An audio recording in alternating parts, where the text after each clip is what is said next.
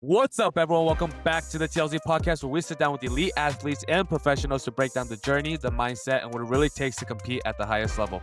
Remember that when you train your mind, you change your game. Before we get started, if you enjoyed today's episode, make sure you hit that like button and the subscribe button down below. Show that support for the channel. It truly helps the channel grow. Also, don't forget to follow us on our socials at the TLZ podcast to stay up to date on upcoming guests and highlights. Now let's get into today's episode. Joining us today is one of Canada's top women's singles players competing on the international badminton circuit. Currently ranked world number 46 in women's singles, she has become a key representative for Team Canada on the world stage. She is a Pan Am Junior champion, a Pan Am Championships silver medalist, and a Canadian International Challenge winner. One of her standout moments came at the 2022 Uber Cup, where she earned a major upset over then world number 19, Lene Kiersfeldt, showing she can challenge the best in the world. Across international tournaments, she has built a reputation for her discipline and consistency on the court. With wins over top-ranked opponents and steady results on the international circuit, she continues to prove she belongs among the world's best. Welcome to the podcast, Wendy Zane. Hello. Hi, Wendy. Thank you for coming on the podcast today. Thanks for having me. Of course. And thank you for making time for the episode, because for the people that don't know, this episode is happening right before the Pan Am Male and Female Cup. So Wendy's actually leaving tomorrow, right? Yes, tomorrow. Heading to Guatemala. Yeah. Wendy was gracious enough to spare us some time right before to share some knowledge and her experience. So we really appreciate it, Wendy. Thank you for having me. For sure. Yeah, of course. And, let's dive right in. I want to start in the beginning because you were actually born in China, right? So Yes. Do you still have an idea of what your childhood was like before you left? To be honest, not really. I actually moved to Canada at the age of 9. I don't remember much since I moved at such a young age. I just remember going to school and having a lot of homework, staying up doing homework every single day, even on weekends. So No, definitely. Because I also was in China before I came to the US. I think I left, when I was 5. So a little younger than you. Yeah, but I was already, I think, in first grade. And I remember school was just the worst thing ever. I don't know if you remember I think you must have been in first or second, right? When you left? No, I actually finished 4th grade before coming to Canada. So I actually struggled a lot back in elementary grade? school. Yes, 4th grade. 3rd, 4th. I was starting 4th grade. Oh, wow. Yeah, that's how you know. Yeah. Because Chinese people, they skip grades all the time. That is not normal for a 9-year-old to be in 4th grade, I'm pretty sure. Really? Yes. Maybe I did start maybe a year early than everyone else. Yeah, it's like a very popular thing in China to skip grades for your kid. Yeah. So I'm imagining everything was pretty difficult then, right? I mean, I know it was for me in first grade. Those kids in China were already doing complicated stuff. I mean, it was very competitive compared to Canada. People were doing tutors in all subjects, even after school, and you just see kids running from classes to classes, and there was just no stop. Yeah, definitely. It's like the Asian community in US and Canada, but on crack, basically. Yeah. And, did you get introduced to badminton in China or when you got to Canada? I actually started playing badminton at the age of 6. But at that time, it was just because growing up, I was very sick and I had to go to the hospital very often. And my parents just wanted me to do some sort of exercise, some kind of sport to hopefully help me to not get sick so much. And I guess badminton was just the closest one to my house. And so did you start in the community centers or in the schools? Or I actually started playing with my mom at her company at the very beginning. I just played with a bunch of adults. And then my dad introduced me to my first coach. But actually in my province, badminton isn't very popular as it's very high altitude. So it's actually quite hard to play badminton when the shuttle is very fast. So I kind of just learned it. I learned the basics of badminton, but there was not much training until I moved to Canada. I see. And when you did move to Canada, was it difficult to, blend in culturally? Actually, I think badminton played a huge part in that. I actually find when I first moved here, it was very hard to fit in school, especially when I didn't speak English. And there was not many Asian in my class, surprisingly, at that time. So when I went to my club, which is the same one as now, the Clear One Badminton, it actually helped me adjust to the living style here, and I made a lot of friends through badminton. And I think that also helped me with moving from China to Canada as well. Yeah, definitely. It's a big difference, right? Like Yeah, just the way for people sure. are and how Yes, people communicate with each other. for sure. But did you ever get a chance to return to China for like training or whatever it may be?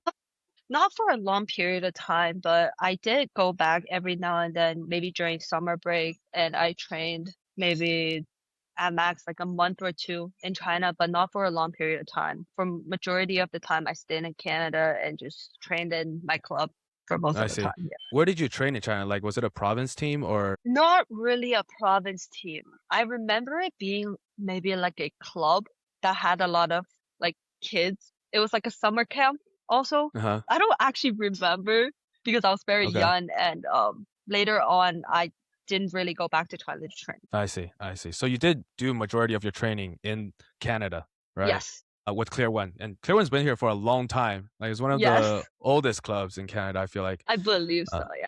yeah, for sure. And you've obviously had great success in your junior years, right? We talked about how you won junior Pan Ams and things like that. But when did it shift for you and when you decided like, okay, I want to pursue badminton professionally? I would say I didn't really decide to play professionally. So after my junior year, it was actually a very interesting time because COVID hit. And at that time, I was just kind of training, preparing for World Juniors, but it keep on getting postponed. And at the end, it was like canceled. So I was just Yeah. kind of training during COVID, going like taking online classes for a year or two, but I didn't really have a goal and I didn't know what my future with badminton would look like.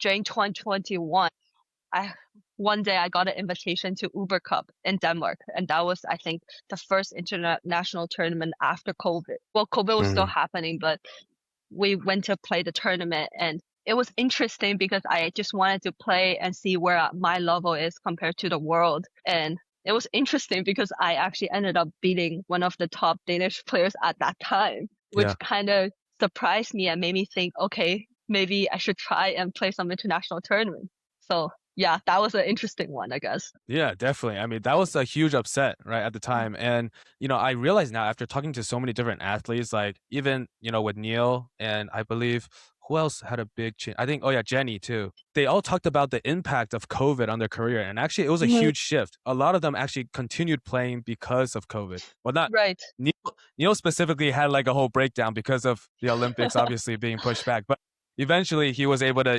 continue and go to the Olympics. And so I feel like COVID was a huge shift for a lot of players.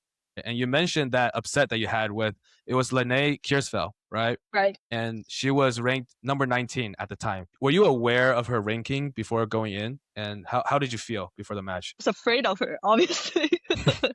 I mean, I still looked up to her. I knew she was very good and she also played Olympics before that. Yeah. So going to the game, I actually didn't think much because I knew I was the one who should be learning and looking up to her. So Right. I was not as nervous. I was just playing. And actually, I was losing at the very beginning, the first game, but there were just rallies, longer rallies that like boost my confidence. And yeah, I actually did not know how I won that, to be honest. Yeah. Was it 2 sets or 3 sets? I forgot. I think it was three. I think. Right. Three Yeah. sets. So at what moment in the match did you realize, oh shoot, like I can actually win this? Looking back, I think it was after 11 point in the third game where I started feeling the nervousness. Well, I was leading a lot in the third game at 11 point, and I started making a lot of mistakes at that time because I actually felt Right. like, oh, maybe I can win this. Mhm. It's getting closer to 21, and it was very exciting. I started shaking, and I actually had that feeling of winning, which was great, but still made me make a lot of mistakes. But yeah, that was a good time. Yeah, for sure. I think that's the scariest feeling in like those type of games, right? Where Yeah, you're of playing a course. strong opponent and all of a sudden you have this like realization like, oh, I can actually win this. But then that realization actually starts messing you up because now Yeah.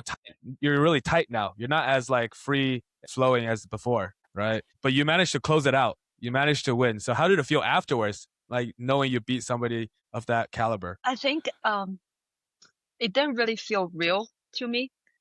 At that time, we were the last match of the day.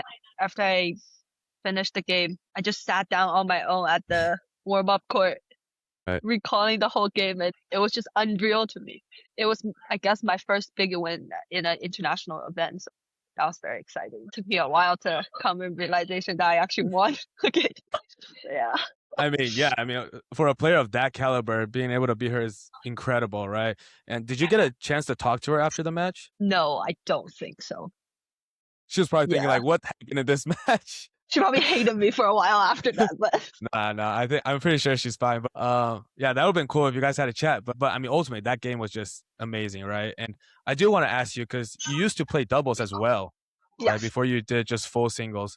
Why did you ultimately choose singles instead of doubles? I actually played doubles since I was a junior, but it was always hard playing doubles in Canada as players come from different provinces, different clubs, and it's hard for us to train together, arrange time. And for me, playing doubles as a junior, my doubles partner were from Toronto. So we actually Right. never trained together and we just played at a tournament.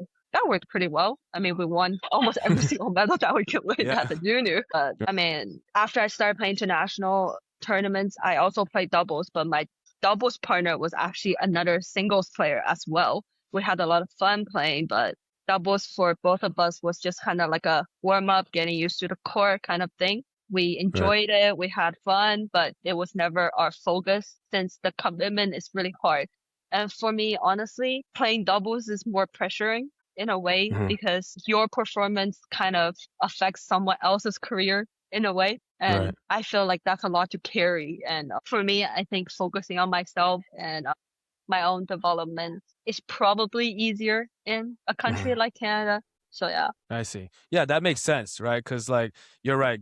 We talked about this earlier before we started the podcast. Like, there's this huge difference between the amount of players in the West Coast for Canada and the ones on the East Coast, right? So Yeah. it's probably difficult for a lot of players to play together. But with singles, it comes a lot of pain to the body, right? Because obviously you're running a lot more. The rallies are longer. So what drills or training do you do to help keep your stamina up? I mean, for most of the days, I will always start with some stability drill. Like, for example, clear drop net. I will try to do it for a solid amount of time every day to just keep my shot quality and just keep running. But for other days, I will try to run on the treadmill. Actually, it helps a lot, but I'm quite lazy, not to lie. But yeah, Right. So how long do you run the treadmill for? it depends on what kind of training I'm doing, but I would say not more than 45 minutes for sure. So But yeah. is it safe to say that running is your least favorite part of training? Yes, for sure. Wow, really? Definitely. You hit it that much, and you're playing singles. Yeah, definitely. Hate running. So do you enjoy the long rallies in the singles game? I actually like that more than doubles. I think doubles is more tiring, in my opinion, because the Really? rally just goes on and on and on. And doesn't, especially women's doubles, Oh yeah, women's when the doubles. rally gets very long, it just Yeah. never stops. But for singles, like you make mistakes here and there. If you're not cautious, your opponent hits actually a shot out. It's not that long. Wow, that's a new perspective that I didn't think of before. That's kind of true, especially for women's. I guess for women's doubles, it does get pretty long just from all the back and forth, right? And Yeah. um, yeah, that's true. And moving forward after the Uber Cup, right? You had the Canadian International Challenge, right, in Yes. 2023, where you made it to the finals. But Yes. the crazy thing is, for that tournament, all of your matches, basically all of them, except for first round, went to 3 sets, right? Yes. Including the finals, which the last set was, I believe, 22-20, right? So So yes. yeah, how were you feeling the night before the finals? You must have been exhausted. I was already sore after the first day. Yeah, I didn't think much, honestly, going into the game. My body was very tired. I had soreness almost everywhere the next day when I tried to get out of bed. It was already tough. So my sleep was good. I was very tired physically, mentally as well, but I was able to push through it, which I was very glad. But yeah. Yeah, I mean, it's exceptional, right? What you were able to achieve. And just being in that environment, right? And playing 3 sets. I don't think people realize how tiring it is to be playing it's like near 1 hour games every single time, right? Yeah. It puts especially for singles, it puts so much stress on the body. I'm sure you had to stay very focused to take care of your body and making sure that you could even last till the last day, right? So it's definitely a very hard experience. And in 2024 at the Princess Thailand Masters, you actually played Michelle Lee, right? Which is obviously in Canada, one of the GOATs for badminton. And she's still at the top right now. And you actually beat her in 3 sets, which Yeah. is very crazy. What clicked for you in that match? I mean, I also didn't think much going into the tournament, but for me, I think it was the training beforehand that really helped. As December after the Canadian Challenge, it's a break time, and I was able to take some time off, really take care of my body, really sit down with my coach, discuss my game, and really train based on what I needed. So in January, when we played the tournaments, I was actually performing at my best in a way. Mm. So I was very happy going into the tournament and getting that result. That win was huge for me to start the year. Yeah, definitely. I mean, Michelle is one of the top players, not just in Canada, but in the world right now, right? Mhm. And you were able to beat her in 3 sets, which is amazing.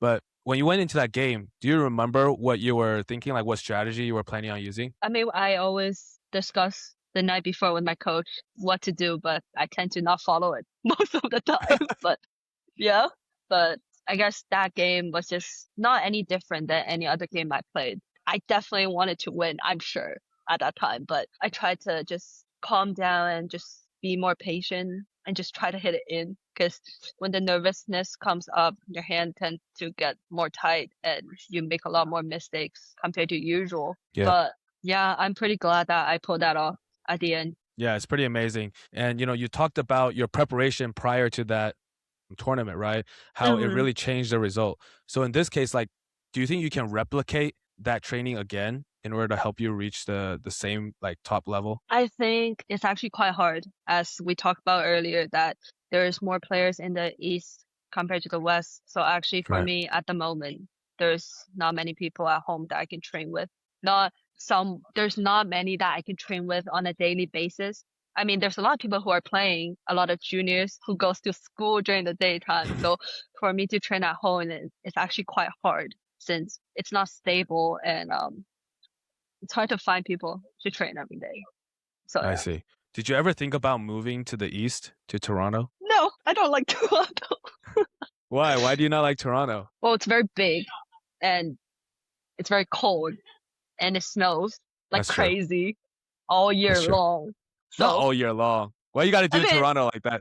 I feel And like it's it snowing all the rains a lot time. in Vancouver. Look who's talking. It rains a lot in Vancouver. Okay, but it actually doesn't. It rains maybe like Are you kidding me? 30% of the year. It's like a worse rainy season than Seattle, basically, for Vancouver. Yeah, rain is still doable. Snow is not. I don't think I can You really don't like the drive. cold. No, not really. Yeah. Wow. Okay. But I just realized you could actually, it's actually closer for you to fly down to like the Bay Area to San Francisco and train. Oh my God, I Then should. I never thought yeah, of that. and it's Yeah, that would warm. be great. I mean, if you want But to come yeah, down and train, I can pull some strings for you and get you down here.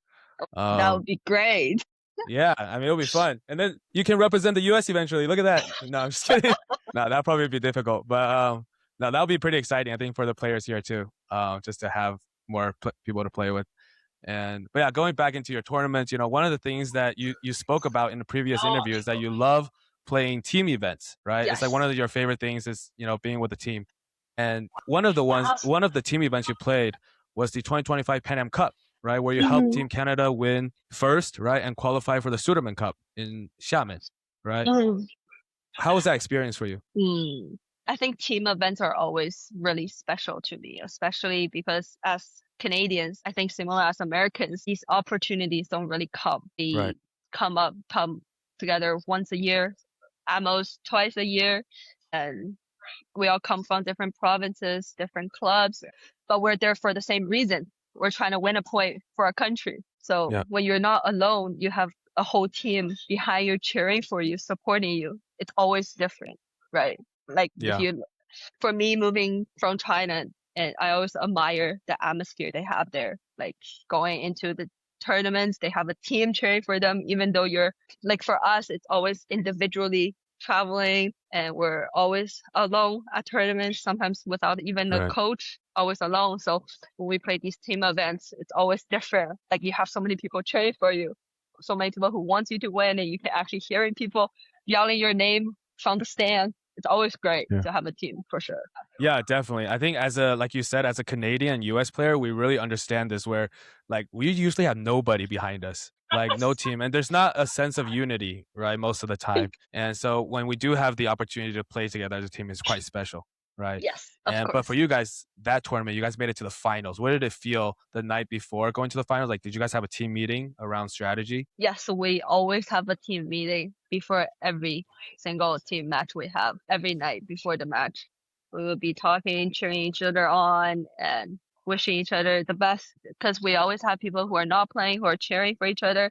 But Right. when we're there, we always try to help each other. It's always good. It's just the team spirit makes it different. And when you know there's people supporting you, people behind you, cheering you on, it's always good. Yeah, for sure, for sure. And I am curious about this. Like, I feel like Canada, whenever they play a team event, they always prioritize winning, right? Because sometimes teams will prioritize like just everybody get a chance to play, right? Why do you think that is? Like Canada, like is that just every single time? That's not even a conversation that is had with the players. Like we're just gonna prioritize winning every single time. Some people may not even touch the court. No, I think everybody plays at least a game when they get selected to play. But no, in Canada, we bring the best of each event to these tournaments. Of course, we want to win, and US is always a big competitor to us. Yeah. But yeah, we usually try to put our best lineup on when it gets, especially to semifinals and finals. But during the group stage, we usually will have everyone to play once, at least get used to the court and the bird and just the atmosphere in general. But once they get to semifinals, finals, we will always prioritize winning for sure, depending on who we think will have the best chance against that country. I think our coach knows. No, definitely. I mean, obviously, Canada's results speak for themselves, right? Because Canada has won many team events. But yeah, going back to the Sudirman Cup, right? You guys made it after winning first at the Pan Am Cup.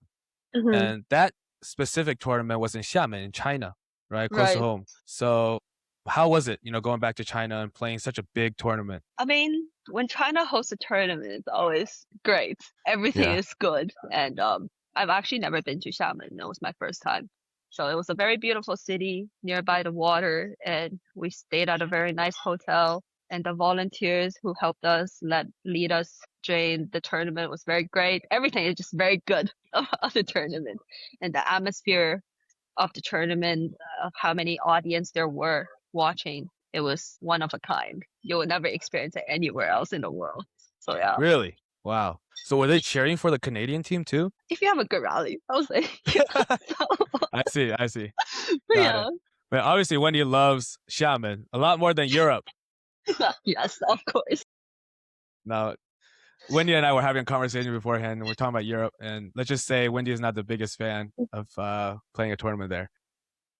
Yeah, But no, yeah, it's always good to play in China, right? The food is good, the hotel is great, atmosphere is familiar. How did it feel to be on the court, though, to be in that big stadium and to be amongst some of the best players in the world? I mean, it's definitely not my first time playing, so I was not as nervous as the first Thomas and Uber Cup. I mean, Sudirman. Actually, it was my first Sudirman Cup last year. I've played multiple Uber Cups, but last year was my first Sudirman Cup. So it was quite different because I'm more used to the women's team matches. So I would say there's more pressure when it comes to mixed team, as there's only one player from each event playing every single tie. So when I was put on for women's singles, I mean, there was definitely a lot of expectations. But yeah, I was happy I got to play during that time. For sure. Yeah. Yeah, I mean the pressure must be insane, like you said. Just for everything riding on one player. And we talked about how much you love the team events. Is there one team tournament that maybe we haven't mentioned that's very memorable for you? Actually, I had a lot of good memories at my first Pan Am Junior team. It was in Brazil, so I actually had a lot of expectations going into it, and the people that we played together, were all the very close friends I had back in the junior years. And we had a lot of fun playing the tournament because it really felt like we were coming in as a team. We were cheering each other on. Like the feeling was different, and it was my very first team event representing Canada. We were up against Brazil at the finals, and the whole gym was just Brazilians cheering for them. And there were just maybe 5 or 6 of us at the stands trying to cheer each other on. And yeah, that was a very good experience. Yeah, for sure. That sounds super epic. And like, it makes me think because I feel like one of my biggest regrets is not playing the team event for Junior Pan Ams. Like, because same like you, like COVID hit and then like everything just kind of fell apart, right? It was like kind of because you only have technically like 2 years to make the team, right? Because your last, when you're 17 and 18, right? So yeah, so it sucks not to play a team event. But yeah, I mean, the atmosphere sounds absolutely amazing. I wish, I could have experienced it, but that sounds like a really cool experience for you. And, moving forward, going to your individual tournaments, right? At the 2025 Canadian International Challenge, which recently happened, I believe in December, you placed second in doubles and then you lost a very close 3-set match to Michelle, right? Right.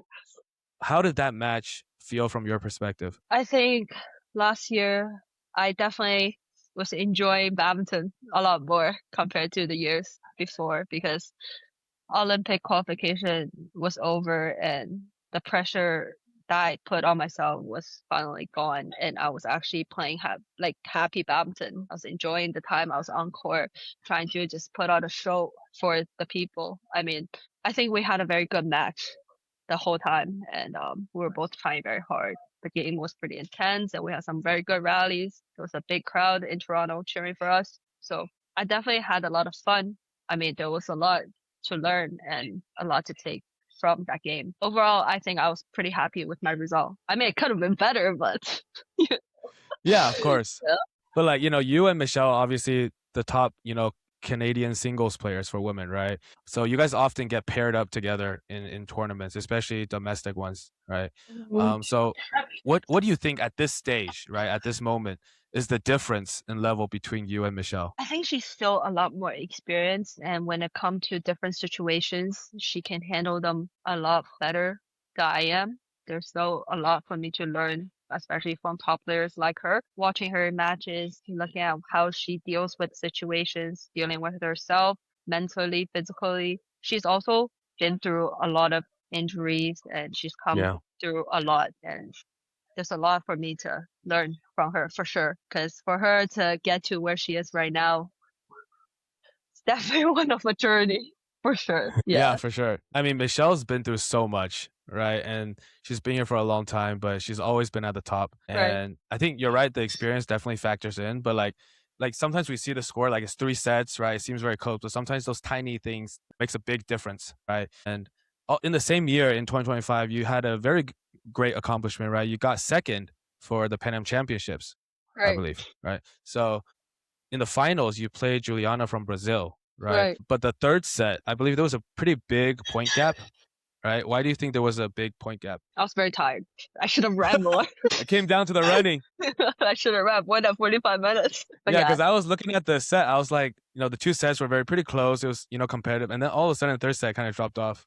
So I was wondering, like, what happened there? Yeah, I just remember from the third game on, I was actually very exhausted after the second game. So I was expecting the third game to be more like rally, clear drops kind of thing. And I just remember when third game started, she started doing these like smash neck kills. I was very fed up and I was really tired. But no, she earned it. She definitely played better than me that day for sure. So yeah. Yeah. No, I feel like Brazilian players, one of the things they're known for is the power and the speed, She's definitely a fighter. So yeah. Yeah. Every Brazilian player, I feel like, is a fighter. That's like the worst thing is like when you pair up with a Brazilian opponent, they're going to fight to the last breath for sure. They're not going to give up. Yeah. Which is also like the most scariest thing as a player, right? When you have to face somebody like that. And, talking about that loss, right, in the finals, what has been the toughest loss of your career so far? I think before the last Olympic qualification, I had 2 really big losses. One at the Pan Am Championship and the Pan Am Game. Those were both in the same year. One was in April and the other one was in October. So I believe in 2023. So I see.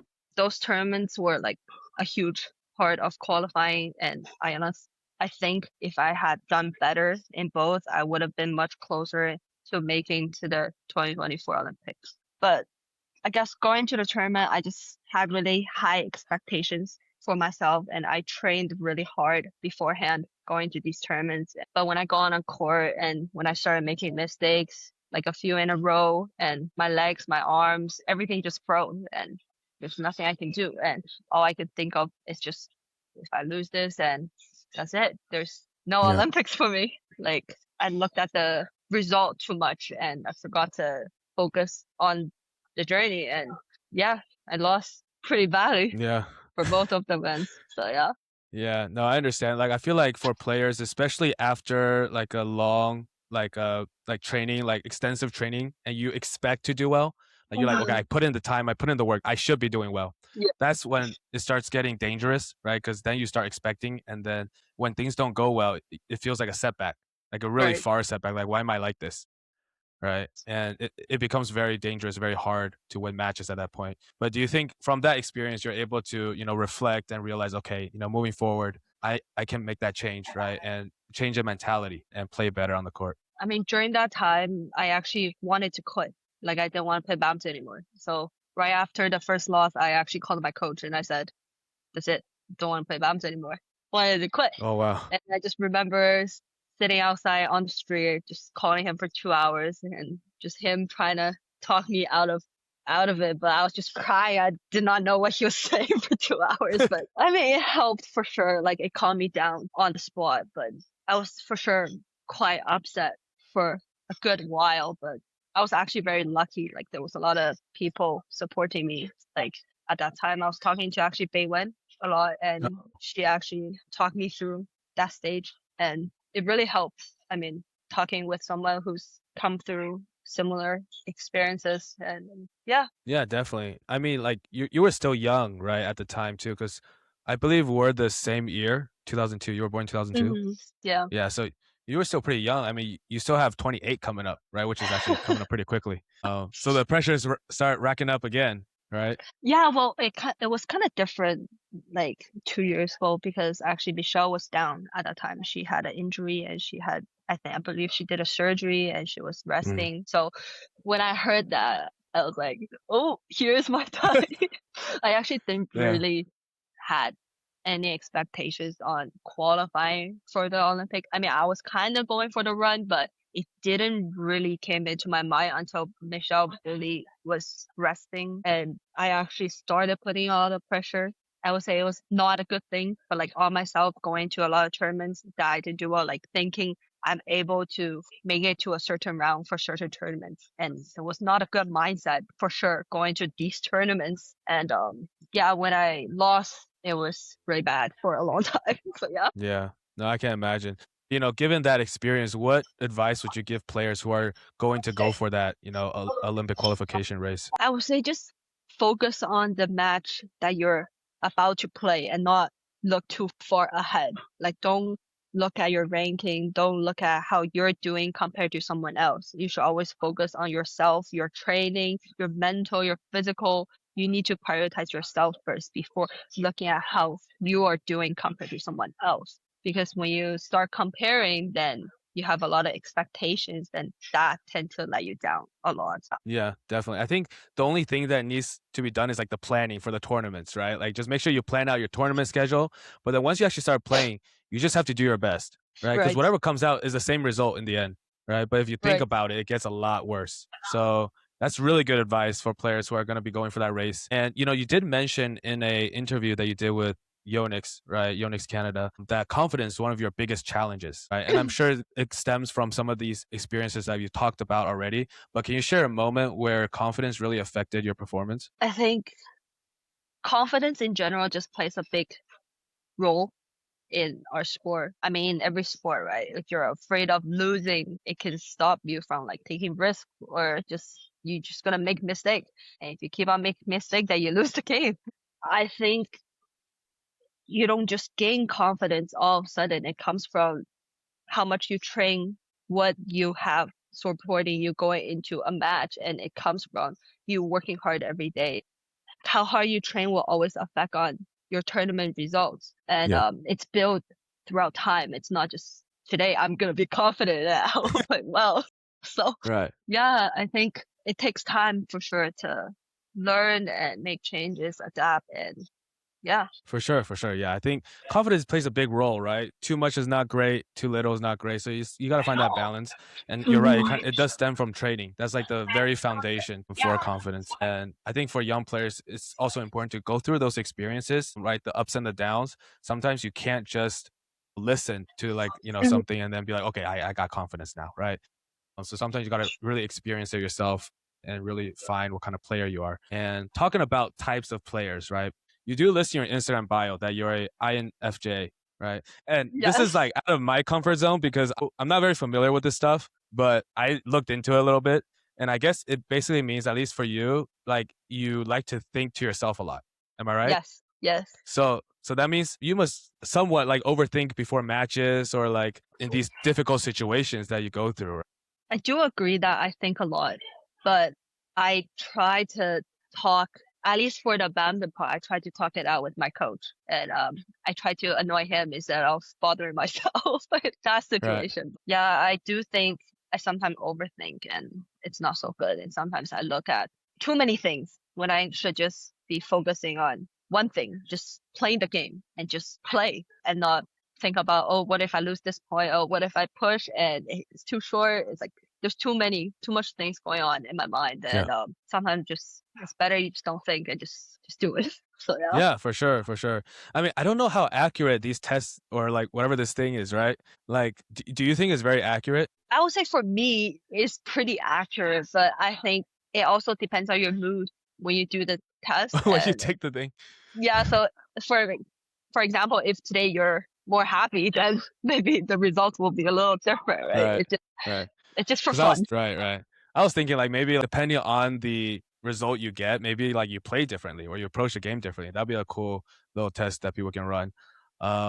But going forward, we talk about your emotions, the thoughts that you have, right? Do you still have like a fear that you still have since the beginning before big matches that never goes away? I think as I play more and compete more, playing different people, it's getting better. I mean, of course, I still get nervous. I mean, that's the whole point of sport, you know, you get Yeah, excited, you're nervous, you deal with all your emotions and you get through them, which is yeah, the best part. But I think this is one of the reasons why I enjoy the sport is to just problem solving, you know, trying to deal with myself. And I actually learn more about myself through the sport and just trying to get better. Like I actually look at it in a way where if I have a problem, a takeaway from a match that I play, even though I lost, I think I'm still gaining from the mm, match, which is why I'm still enjoying the tournament, the playing like the sport in general. So right. yeah, That's great. That's great. I think that's important for players to hear because like a lot of players take one loss too hard, and like it's important to understand that sometimes those losses are good, right? Because then you can learn from them, and that's part of being an athlete, right? great. And another thing about being an athlete is that when you're training, right, there's gonna be days where you don't feel like training, like you don't feel good, you just don't want to do it. What motivates you to get out of bed and still do the training? I actually have a different mindset on training with badminton. I think a lot of Asian countries wouldn't agree. I look at it Right, as happy badminton. Like I'm training, but I'm suffering, but I'm happy doing so. But right, I think for a lot of Asian country, you're supposed to be 100% in, fully focused every training, try your best. I mean, I try, but I'm enjoying the process. I'm choosing to do the sport. I'm trying my best, giving my best while I'm happy. So I think when I was given the choice of choosing badminton, I'm actually very happy going to every training. I want to try, I want to do my best, and I'm okay with suffering, pain, soreness, everything. I look at these as normal for us doing a sport, being a professional athlete. But overall, I enjoy the sport. This is the most important part. So I never had of course, there are days where I'm like, oh, I really don't want to train. Say it's very tiring. I just want to stay yeah. home. But at the end, I know it's good for me and I enjoy going to training and I look forward actually going to training. So I think that's why I'm still playing the sport after so many years. Yeah, Yeah. definitely. I think that's a super important point that you just pointed out. Because I feel like you're right. Like a lot of Asian countries, because like, especially the ones with national teams, I think the Right. joy gets taken out of it most of the time, and players are playing just because it's their profession, right? Hmm. But one thing For I did sure. notice with you on the course, you're always smiling. You look happy playing the game, right? And I think that's super rare nowadays. even just on the BWF World Tour, right? Just seeing the player genuinely happy. And I think that brings so much to the sport, to the viewership and to everything like that. So I think it's extremely important for players to maintain that passion and the joy that they have on the court, like you mentioned. And as we're wrapping this up, what is the biggest lesson badminton has taught you? I think you just have to enjoy and deal with what you have. Make a lot of friends and enjoy the time while you're on court. And that's about it. Just have fun. Definitely. For sure. Yeah, I think that's ultimately like the one thing that people can take away is the joy, right, from badminton. And I do want to talk about the future, right? Because we do have the Pan Am Cup coming up, or the Pan Am Male and Female Cup coming up in like a few days, really, like 2 days. But yeah, I have this message from Team USA or some Team USA players on the Pan Am Male and Female Cup that are coming up. Because obviously, US and Canada, they're going to be up there and competing. So yeah, take a look at the message and let's hear your response. But for your reference, we've never lost to the US. Ever since I was playing, at least. In the Pan Am Male and Female Cup? Yes. Really? They haven't been to Uber and Thomas Cup in a while? Even as juniors, we have not. Actually, no, we did lost, and it was my bad. Okay, no, we did lost like maybe 1 year. So yeah. Yeah, really? Because I guess that was a while ago when they last went to the Uber and Thomas Cup. There was 1 year where we went together. It was actually during COVID too, maybe 2021 or 2022. Oh, was it to compensate for COVID? No, we both qualified based on their ranking. So like, I think they won, but our ranking was like high enough to qualify. I thought just whoever wins first goes. So yeah, there is a regional spot. So whoever wins the tournament will go. I see. Based on ranking, there's still, because at that time Russia also got banned. So I think we had the spot where Russia is supposed to play. That makes sense. Has Brazil ever made it to Uber Thomas Cup? No, I don't think so. Yeah. No, it was always us. Always, yeah, US and Canada in the finals. Yeah. Damn. Both of you guys will be playing at the Pan Am Cup that's coming up, right? Let's give a little prediction for how you guys will do. I think the women's team will win. We've got a strong lineup. Awesome. Confident. How about you, Presley? Give us a little insight. I think the men's team has the best chance they have for a while to beat Canada. And then I just want us to play our best. Win or lose, just want to show our level. All right. What do you think of the message? They're very strong. I mean, they're quite strong this year, but Canada is up to the challenge. We're definitely going to put our best lineup on against them. We're going to try our best. For sure. Do you think the women's team have a better chance or the men? I think the men's team have a better chance. Damn. Yeah. Yeah, hey, I mean, stay hopeful. We have Brian and Victor. It's quite hard. Oh, that's true. I mean, I guess that's true. I guess we'll probably just toss in the singles for free. Yeah. Then you might lose 3-0. How? We got strong doubles. Yeah, but it's best out of 3, 5 matches, 2 doubles and 3 singles. If you toss the singles, you're losing. I don't know. Maybe we'll get lucky. Maybe we'll have a dark horse in the lineup. You never know. We have a secret player that you don't know about. Yeah. Okay. I look forward to it. All right. But if you had a message for Team USA, what would it be? We're ready.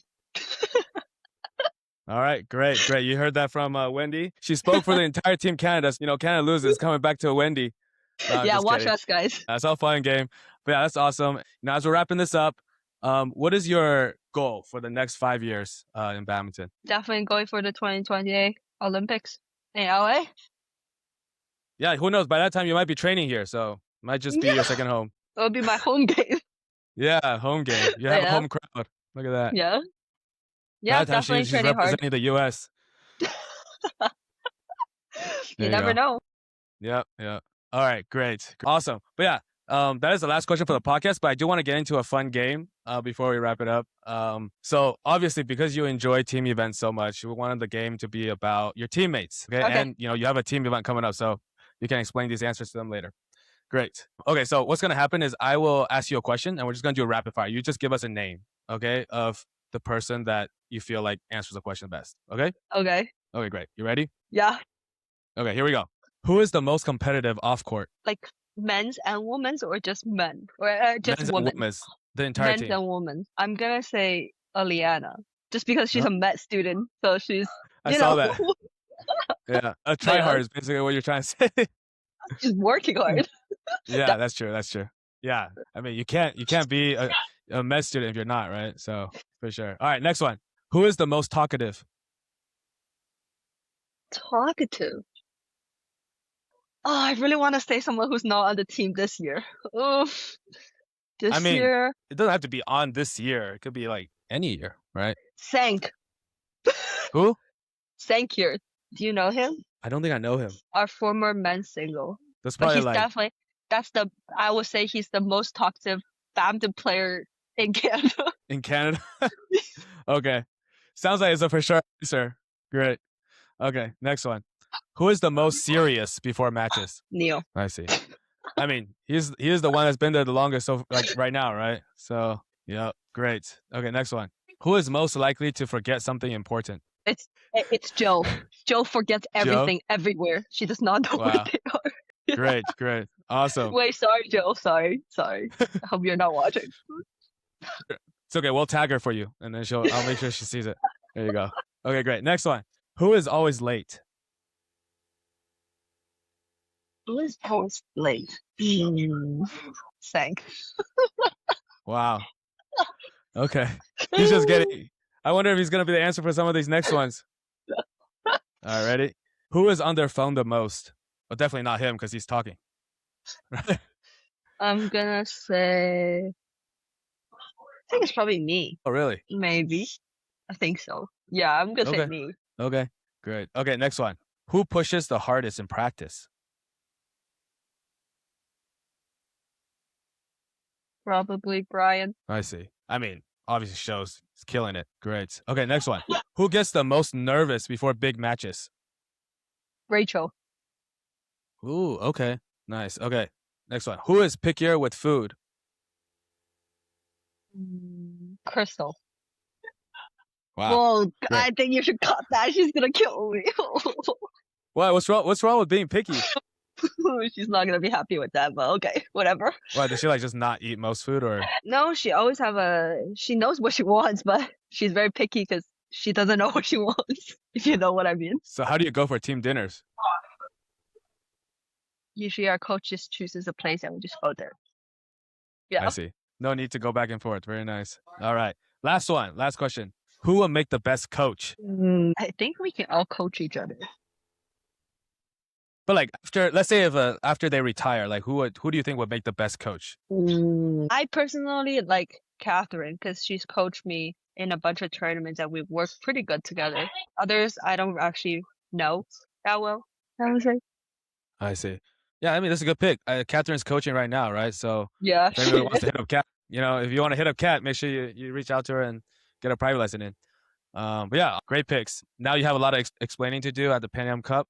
But yeah, that is the end of the podcast for today. Thank you so much, Wendy, for coming on. I really appreciate you giving us time. Tony. Thank you for having me. For sure. I'm going to let you go pack for the trip. So yeah, thank you again for coming on. We really appreciate it. But yeah, guys, that is the end of the podcast for today. If you guys enjoyed today's episode, make sure you hit that like button and the subscribe button down below. Show the support for the channel.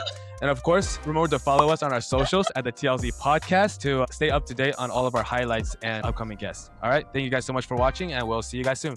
Bye-bye.